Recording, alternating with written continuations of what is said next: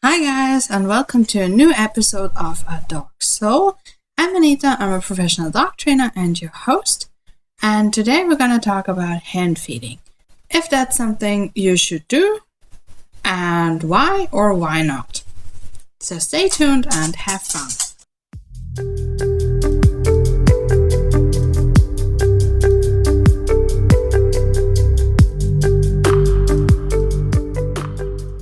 Alright.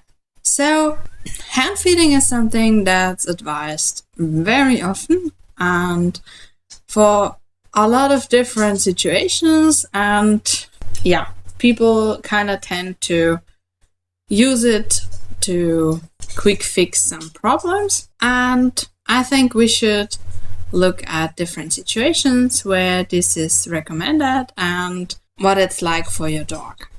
So, the first thing is when there is a medical issue. So there are some conditions that need special attention and special feeding techniques and stuff like that. And of course, yes, that's something you should do. Because if your dog needs it to get nutrition into his body, then you should definitely provide him with it. But that's one thing. So the medical necessity. Other things are behavioral issues or things like when the dog is afraid of people. Very often hand feeding is recommended then because the dog is supposed to learn to trust the person because the person's feeding him. What actually happens is that this creates a conflict in the dog because the dog is afraid of a person, but he wants the food. So he does not want to get closer to the person, but he does want the food. Therefore, this is a conflict. And of course, that's not a very nice feeling. And yes, some dogs can overcome the fear and will eat the food, but it's not really a nice and safe learning experience. Because whenever a conflict arises, especially when fear is involved, it's a very uncomfortable feeling. And we don't want our dogs to connect uncomfortable feelings with humans or other dogs or whatever we want to get our dogs comfortable with. So, bottom line, I would not recommend this. Another thing is when the dog is in general very insecure and does not want to come out to eat by himself. And again, if we try to lure the dog out with food in our hands, it creates a conflict because he is too afraid of the situation or of us, and he does want the food. So again, this is not a very nice feeling. So again, I would not recommend it. And the third thing, and that's where it gets really dangerous, is with resource guarding. Sometimes when a dog is described as resource guarding, people recommend hand feeding because then he would learn that a human next to his food is no threat. But again, this creates a conflict because he does not trust a human with his food. Otherwise, he would not guard it. So, resource guarding is a matter of trust. He is not sure if he can keep the food when a human is coming closer. So, he does not trust the human in this situation. And what happens when we try to hand feed is that he does not trust us with this resource, but he cannot get it unless he takes it from us. So it's not only a conflict, it's totally nuts. Because if there is some kind of history of your dog growling or barking or even snapping or biting with resources, you should stay away from resources and not take them into your hand and get close to your dog, because only disaster can happen And of course, I would not recommend that. It's very dangerous. And the dog has a few choices here. He can either decide to very quickly grab the food and bring it to a safe place away from you. He can also go into some kind of alternative behavior thingy and like goof around or something like that to relax the situation. And he could also bite. So this is again not something very nice for the dog. It's not a nice feeling. It's very dangerous for the person holding the food. And yeah, therefore it's really nothing anybody should recommend. If you have a dog that guards his resources, you should always try to find a threshold where he's comfortable with you around the resource and give him something in addition.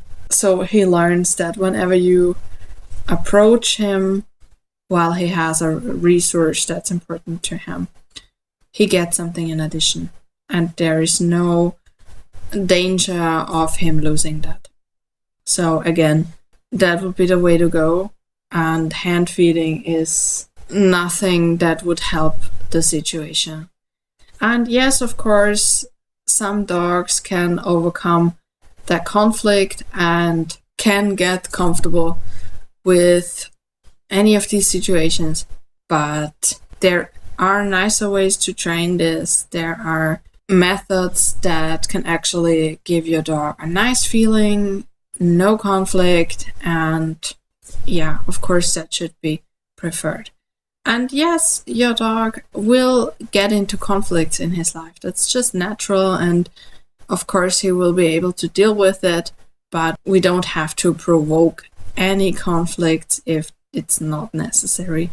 And with these things, it's not necessary.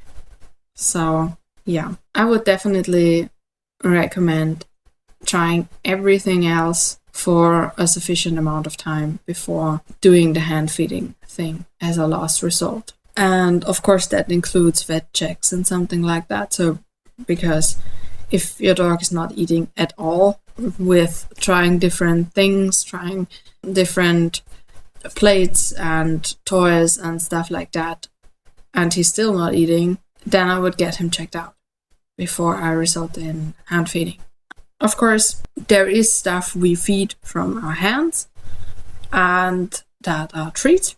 Of course, even then, if we have a dog that is very suspicious around resources and around food and does not trust us at all, because maybe he hasn't been in the family very long, has a history of people taking things from him, then giving treats out of the hand can be problematic as well.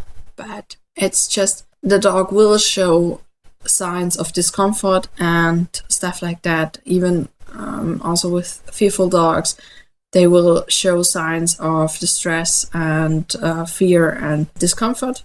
And when you see that, you can just easily switch to throwing the treat on the floor or stuff like that. So you don't have your hands involved and you don't have your hands at the dog's mouth. So of course, if your dog's totally fine with that, you can give treats from your hand, that's no problem. But if you see discomfort in your dog, then try to make it easier for him and for you as well. That again helps your bond, it helps your relationship and your friendship, and there is really no reason you should jeopardize that just because of some goofy advice for hand feeding. Alright, so to sum it up, hand feeding is almost never useful. It creates very often conflicts in the dog, and it should only be used if your dog is absolutely comfortable with you close to food as a resource. Alright, if you have any questions for that, or if you want to talk about it, write me an email, write me a WhatsApp. I'll be happy to hear from you. And of course, if you want anything discussed on the show, you can write me that as well. And I wish you a lot of fun with your dog, and of course with training and with games and stuff like that. And yeah, dog training should be easy, and I'd always recommend trying the easy way first. Alright, that's it for today, and see you next time. Bye!